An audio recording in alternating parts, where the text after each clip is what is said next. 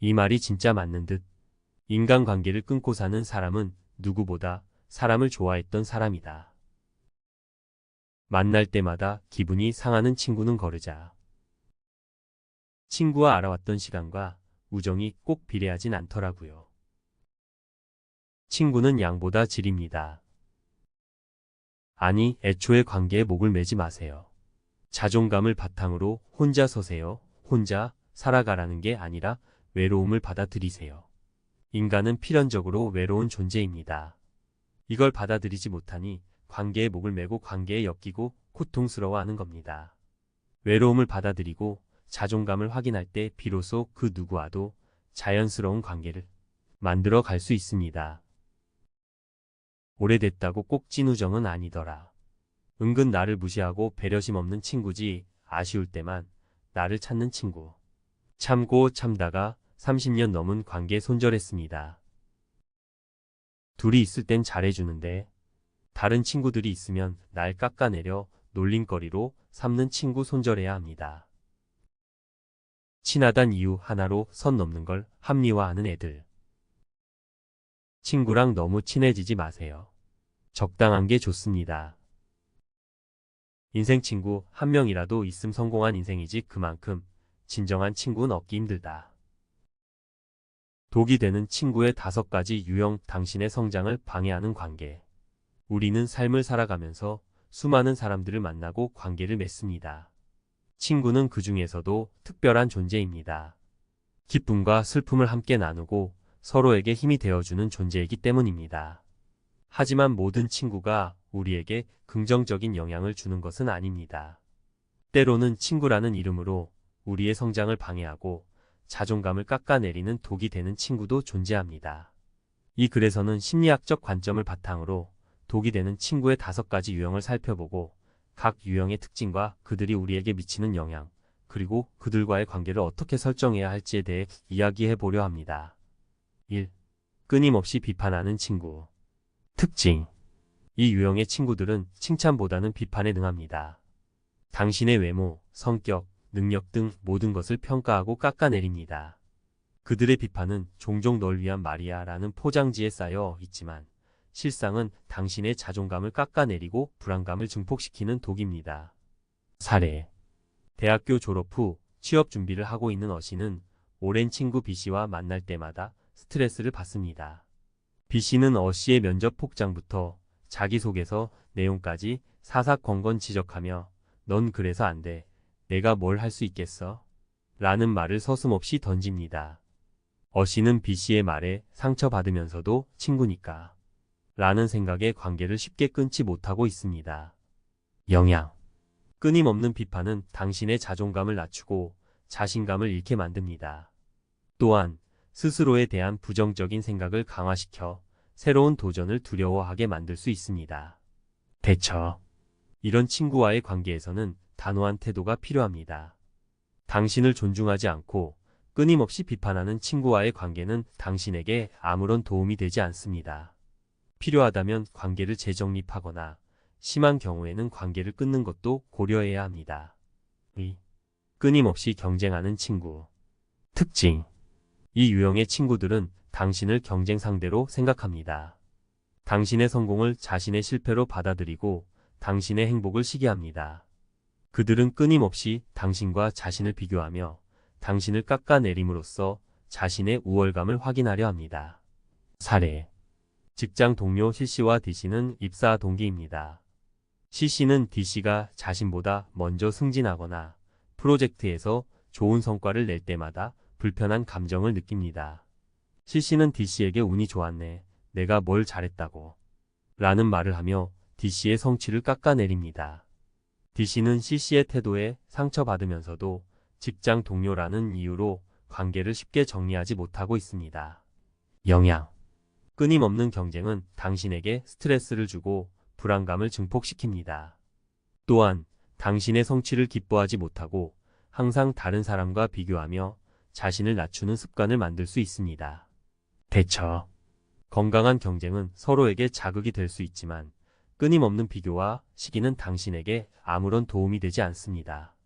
이런 친구와의 관계에서는 당신의 성취를 진심으로 축하해주고 당신을 지지해주는 사람들과의 관계에 집중하는 것이 중요합니다. 3. 끊임없이 부정적인 친구. 특징. 이 유형의 친구들은 항상 부정적인 이야기만 늘어놓습니다. 자신의 불행, 타인에 대한 불평, 세상에 대한 불만 등 긍정적인 이야기는 찾아보기 힘듭니다. 그들은 당신의 긍정적인 에너지를 흡수하고 당신까지 부정적인 생각에 휩싸이게 만듭니다. 사례. 이 씨는 친구 F씨와 만날 때마다 힘이 빠집니다. F씨는 항상 자신의 불행한 이야기, 직장 상사에 대한 불평, 세상에 대한 불만 등 부정적인 이야기만 늘어놓습니다. 이 씨는 F씨의 이야기를 들어주면서 자신도 모르게 부정적인 생각에 휩싸이고 기분이 우울해집니다. 영향. 끊임없는 부정적인 이야기는 당신의 기분을 우울하게 만들고 긍정적인 생각을 방해합니다. 또한 당신의 에너지를 빼앗고 무기력하게 만들 수 있습니다. 대처. 이런 친구와의 관계에서는 당신의 감정을 보호하는 것이 중요합니다. 부정적인 이야기를 듣는 것이 불편하다면 단호하게 거절하거나 대화 주제를 바꾸는 시도를 해야 합니다. 필요하다면 관계의 거리를 두는 것도 고려해야 합니다. 4. 끊임없이 의존하는 친구. 특징. 이 유형의 친구들은 항상 당신에게 의존합니다. 자신의 문제를 해결해달라고 부탁하거나 감정적인 지지를 요구합니다. 그들은 당신의 시간과 에너지를 빼앗고 당신을 지치게 만듭니다. 사례. G씨는 친구 H씨의 끊임없는 연락에 시달리고 있습니다. H씨는 자신의 남자친구와의 문제, 직장에서의 갈등 등 모든 문제를 G씨에게 털어놓고 G씨에게 해결책을 요구합니다. G씨는 H씨의 문제를 해결해 주느라 자신의 일에 집중하지 못하고 스트레스를 받습니다. 영향. 끊임없는 의존은 당신에게 부담을 주고 스트레스를 줍니다. 또한 당신의 시간과 에너지를 빼앗고 당신의 삶을 방해할 수 있습니다. 대처. 이런 친구와의 관계에서는 건강한 경계를 설정하는 것이 중요합니다. 당신의 시간과 에너지를 존중받을 수 있도록 단호하게 거절하거나 도움을 줄 수 있는 범위를 명확하게 밝혀야 합니다. 5. 끊임없이 조종하는 친구. 특징. 이 유형의 친구들은 당신을 조종하려 합니다. 죄책감을 이용하거나 감정적인 협박을 통해 당신의 행동을 통제하려 합니다. 그들은 당신의 의견을 존중하지 않고 자신의 이익을 위해 당신을 이용합니다. 사례. I씨는 친구 J씨의 부탁을 거절하기 어렵습니다. J씨는 I씨가 자신의 부탁을 거절할 때마다 넌 나를 생각하지 않는구나. 내가 힘들 때 넌 옆에 없었잖아 라는 말을 하며 죄책감을 느끼게 합니다. I씨는 J씨의 말에 흔들려 자신의 의사에 반하는 행동을 하게 됩니다. 영향. 끊임없는 조종은 당신의 자율성을 침해하고 자존감을 깎아내립니다. 또한 당신을 불안하게 만들고 건강한 관계를 형성하는 데 어려움을 겪게 만들 수 있습니다. 대처. 이런 친구와의 관계에서는 당신의 의견을 존중받을 수 있도록 단호한 태도가 필요합니다. 죄책감이나 감정적인 협박에 굴복하지 말고 당신의 의사를 분명하게 밝혀야 합니다. 필요하다면 관계를 재정립하거나 심한 경우에는 관계를 끊는 것도 고려해야 합니다. 결론.